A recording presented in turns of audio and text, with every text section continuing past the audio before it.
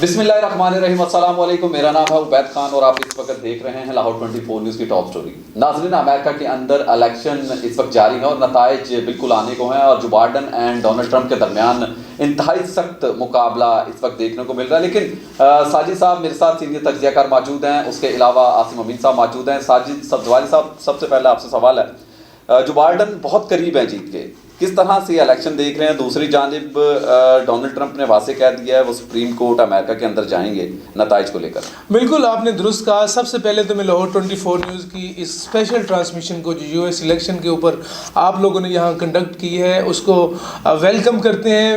Web channels के ऊपर इस तरह की स्पेशल ट्रांसमिशंस कहीं भी जो है पूरे पाकिस्तान में नहीं चल रही, तो लाहौर 24 न्यूज़ इस हवाले से मेरे ख्याल में मुबारकबाद का मुस्तहिक है। अब जहाँ तक यूएस इलेक्शन का ताल्लुक है तो मैं अपने साथ ऑन बोर्ड आसिम साहब को भी गुफ्तगू में शामिल करूंगा, साथ ही आपकी इजाज़त से, कि ये पहला इलेक्शन है यूएसए का जो मुतनाज़ा हो चुका है, मुकम्मल तौर पर मुतनाज़ा हो चुका है। सदर डोनाल्ड ट्रंप की जो स्टेटमेंट्स आई हैं और उन्होंने सुप्रीम कोर्ट से रुजू करने का भी फैसला किया है। उबैद साहब, सबसे पहला जो बड़ा इतराज़ है, जो समझ में भी आने वाला इतराज़ है, जो मंतकी जो है ऑब्जेक्शन है डोनाल्ड ट्रंप का, वो यही है कि डाक के ज़रिए जो वोट और पोलिंग होती है, डाक के ज़रिए जो वोट कास्टिंग होती है, वो मशकूक है। ठीक है। अब उन्होंने कहा जी ये एक हफ्ता पहले डाक के ज़रिए से वोट कास्ट कर दिया जाता है, कितने मराइल से गुजरता है। अगर तो इसमें ख़राबी मौजूद है तो अमेरिका का इंतखाबी इलेक्ट्रल कॉलेज सिस्टम वो मुकम्मल तौर पर मशकूक हो चुका है। अगर मशकूक हो चुका है तो अगर अमेरिका का इलेक्शन मशकूक है आसिम अमीन साहब, तो फिर पाकिस्तान जैसे तरक्की पजीर पाकिस्तान और मैं अपने मुल्क की बात करूँगा ना, जहाँ भी हमारे यहाँ जो भी हारता है वो कहते हैं जी मैं धांधली होगी, मैं हार गया, वो चोर है, वोट चोरी कर गया। आप भी देखें ना, नून लीग क्या कर रही है, आज तक वोट चोरी का ही नारा लगा रही है, वोट को इज्जत दो का नारा लगा रही है। तो जो बाइडन की जो है जीत करीब है, लेकिन मैं अभी नताइज देख रहा था, पूरा जो चार्ट निकाला हुआ था, नॉर्थ कैरोलिना में जो है इन्होंने मैदान मार लिया, ट्रंप ने मार लिया, और जो है उसने वर्जीनिया में उसने जो बाइडन ने मारा है, और इस तरह। लेकिन जहाँ जो नताइज आ रहे हैं सामने, पॉइंट्स में फ़र्क है।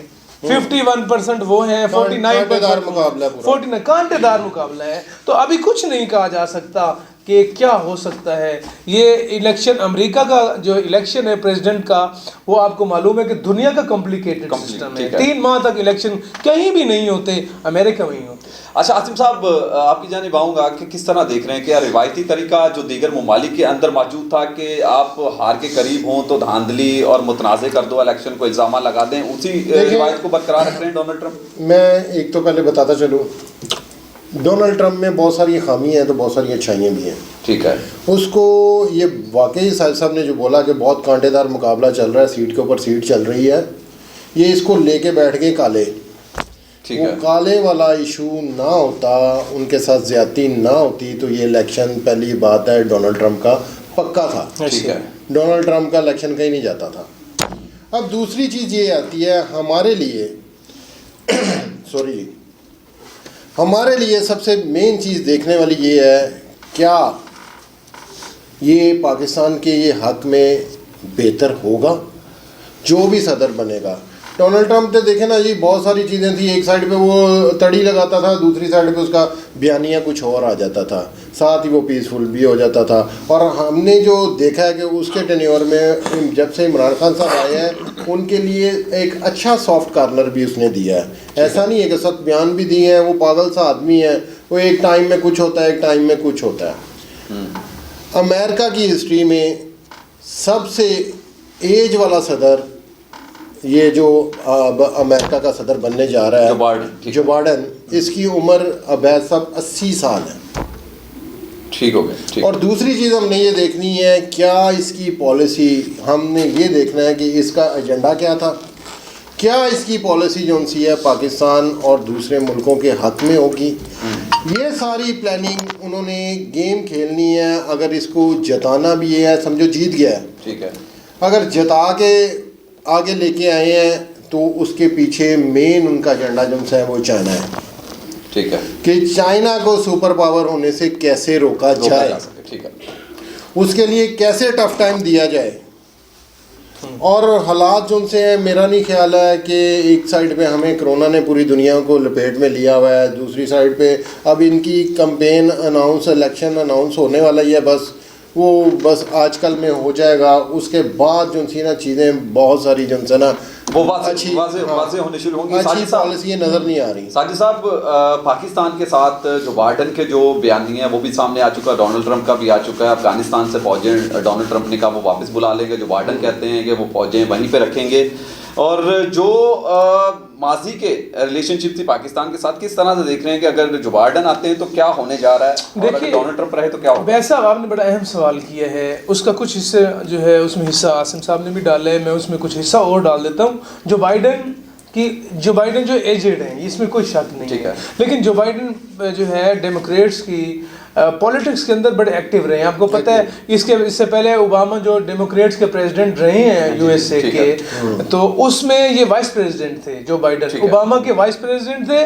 और डू मोर के नारे के खालिक भी जो बाइडेन है। जो बाइडेन को इजी नहीं लेना हम लोगों ने, सर ये जो सियासत नीचे से शुरू हुई है। हाँ जी, जो पाकिस्तान को आपने पिछले टेन्योर में जो बातें सुनी ना कि अमेरिका कह रहा है do more do more do more, वो प्रेसिडेंट ओबामा की पॉलिसी नहीं थी, वो Joe Biden vice president of USA की थी उस वक्त की। तो वो इस खित्ते की पॉलिटिक्स को, इस खित्ते की सियासत को, इस खित्ते के अंदर जो फोर्सेस जो काम कर रही हैं उनको गहराई से जानते हैं।